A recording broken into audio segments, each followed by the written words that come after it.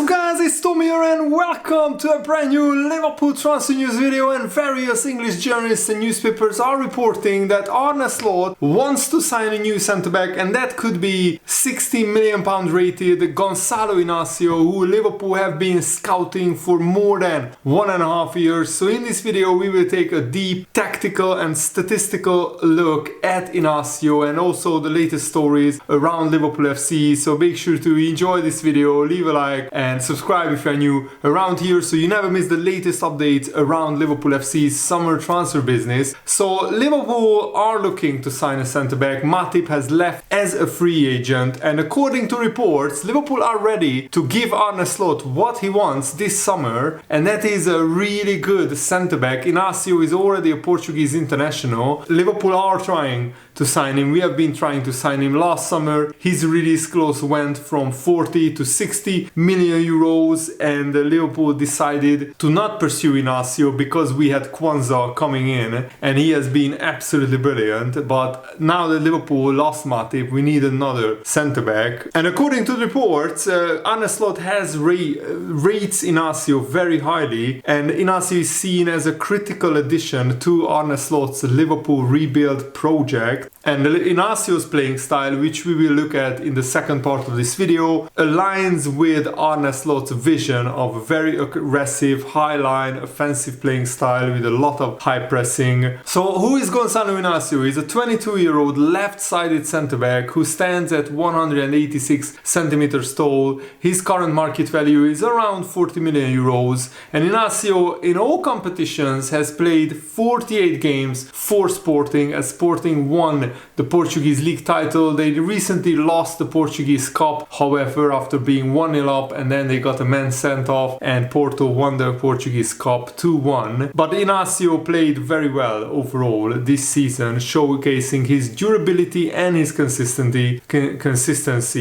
And Inacio has already represented the Portuguese national team 6 times, and he scored 2 goals, and he will represent Portugal in the Euros as well, so you can watch him there as well. So let's compare the numbers of Inacio to Kwanzaa. Inacio boasts a tackle success rate of around 62%. Kwanzaa is 70%, so Kwanzaa is higher. Additionally, Kwanzaa has a superior aerial dual success rate at 67%. I think that's Inacio's biggest weakness, that his aerial dual success rate is just 52.6%, which is too low in my opinion to justify a very high transfer fee, because a lot of teams will play long balls against Liverpool's high pressing tactic. So Inacio, if he starts, he needs to have a good aerial success rate, but he's still very young. He can develop and grow that side of the game. But one thing is for certain, Inacio's aerial ability needs a marked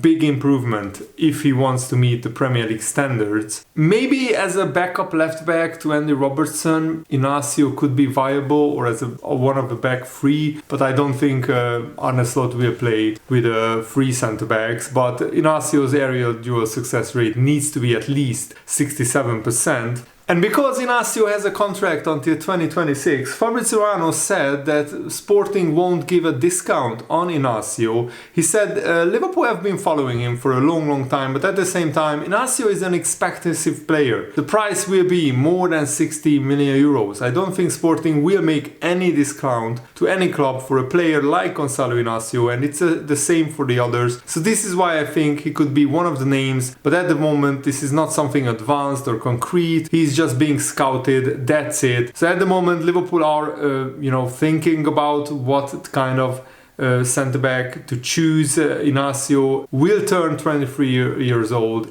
at the end of August, and I think his city release clause, which is 60 million euros, is too high. His market value is 40 million, and because of his pretty low aerial success rate, dual success rate, I think Liverpool should be cautious whether they will go for Inacio or not. But Inacio already has a good pedigree. He won the Portuguese league title twice, he won the Portuguese League Cup twice, and the Portuguese Super Cup as well. And last season's data profile is very interesting. Inacio was 21 years old last season, and he has tremendous quality in possession. He has attempted 90 passes per 90 minutes, which is in the top 1% of centre-backs in the top 5 leagues. His pass completion rate is also very good, 90% pretty much.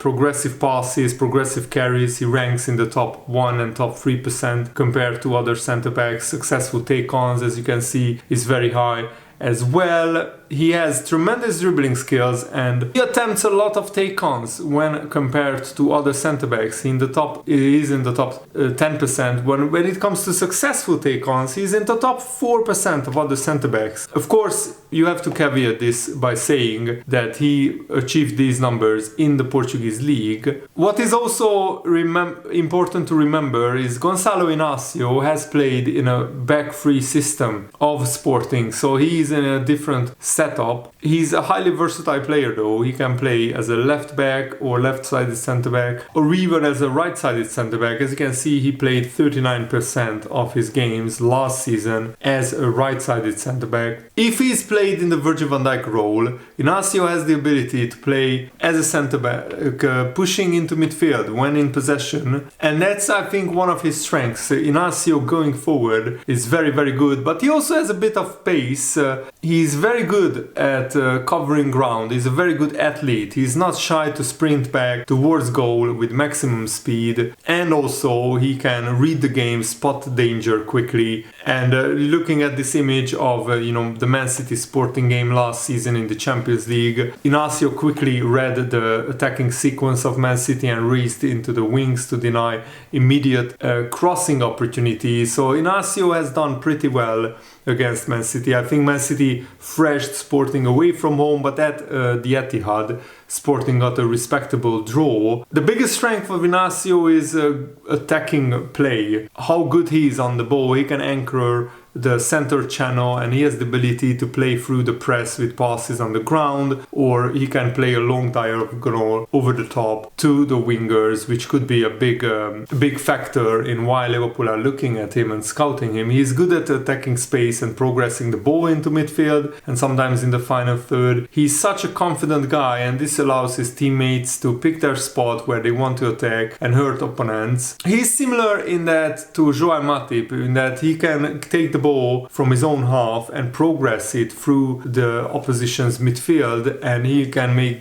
those darting runs with the ball that Matip used to make, which I will definitely miss. One of the key talents that Inacio brings is transitional attacking, is that he can routinely play the first pass forward after recovering the ball. He is prepared to play, and he has a very good understanding of his options at all times, so his game intelligence is very good. Of course, he has some weaknesses. One weakness that we talked about is the aerial dual success rate percentage is pretty low. He needs to improve that by at least 10%. And also physically, he has not matured enough. He's not as strong as Konate or Van Dijk physically yet, but that can be trained in the gym and with different training routines and training regimes. And as you can see, his aerial dual success rate wasn't even great last season and this season as well, but he has pretty good numbers in interceptions. He competes in the top 25% of other centre-backs, and it has been confirmed that Inacio is going to be in the Portuguese Euro 2024 squad as probably one of Portugal's starting centre-back, and this was his 4th season with Sporting, and he is hardly ever injured. Looking at his numbers in his first season when he broke through as a teenager, as an 18-year-old, he already played 25 games in all competitions, but since then he always played at least 45 games in every season, and this season he played 49 games, last season 52 games, scoring 4 goals each. So he's a threat from set pieces, because so far he already has 15 goals for Sporting, and he already has 2 goals for Portugal in a European qualifier. He scored a double in Portugal's 9-0 win against Luxembourg, which is really impressive. So what do you think about Liverpool's pursuit of Gonzalo Inacio? I really hope that we go for him, because that would be a terrific signing. And on another topic, Mark Lawrenson, a former Liverpool player, and you could say he's a Liverpool legend, he said something interesting about why potentially Xabi Alonso might have turned the Liverpool job down. He said, the people I speak to, and I feel the same, think that maybe the time to get the job of Liverpool FC was maybe after the next manager after Jurgen Klopp, so after Arne Slot. The pressure now will be immense, and maybe Alonso has been really cute by saying, I would love to have the job at Liverpool, but not right now, not yet. And that's the way of the world. They will back him though, there is no doubt about that, because that's the way the football club is. They know he's going to be different, and anyone who doesn't realize that is not a proper Liverpool fan. And I just want the Liverpool fans to do what Jurgen Klopp asked them to do, and to back Arne Slot fully 100% from the first day, create epic atmospheres in the stadium, and give him time, because the first season is going to be always very tough for a new manager in a new league, new country. And of course the media is going to be absolutely sharpening their knives, trying to take down Arne Slot at every opportunity and to ramp up the pressure. Liverpool fans just need to keep being patient and trust the manager, trust the club, and hopefully we can report some very exciting new confirmed transfers for you guys in the coming days and in the coming weeks as well. And Brendan Rodgers, of course, former Liverpool manager who won the league and cup double with Celtic in Scotland, he said, it is a transition at Liverpool. When someone has been at the club for so long like Jurgen, he has his stamp all over the club. The staff, the players, he and his staff will move on. One or two players will move on as well. There will be that transitional period, but Arne Slot's a good guy. I came across him when we played Feyenoord in the Champions League this season. His teams play good football, and I'm sure it will be a really good fit for him. Liverpool, another of those clubs, iconic club, big history. I'm sure he will go in and do really well. It is certainly not an easy decision, Arne Slot said, to close the door behind you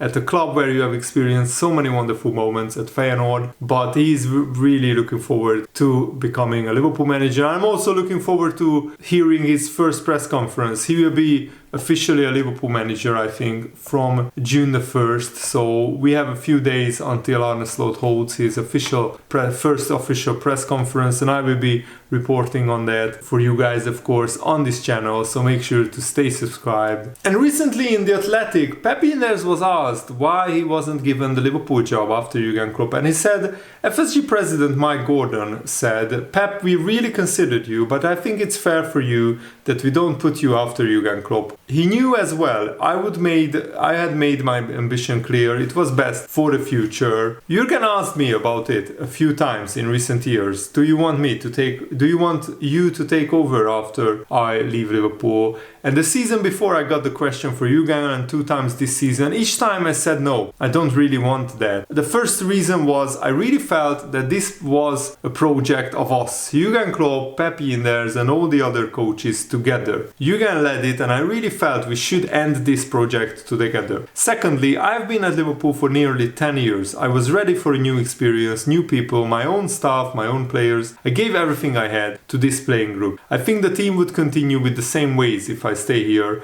I feel that the team as well needs something new. So Pep Linders, even though he might have been offered the Liverpool job if Jurgen Klopp really pushed for it with the owners, but the owners said that it's best for everyone if you leave. Pep Linders wanted to leave as well, so I think that was just a good solid decision. Pep Linders realized that the team needs a new manager, a new impetus, and the new Arne Slot era will be very interesting and very exciting, and I'm really looking forward to covering it for you guys on this channel. So thanks for watching, guys. Hope you enjoyed this. Have a nice day. See you later. Goodbye.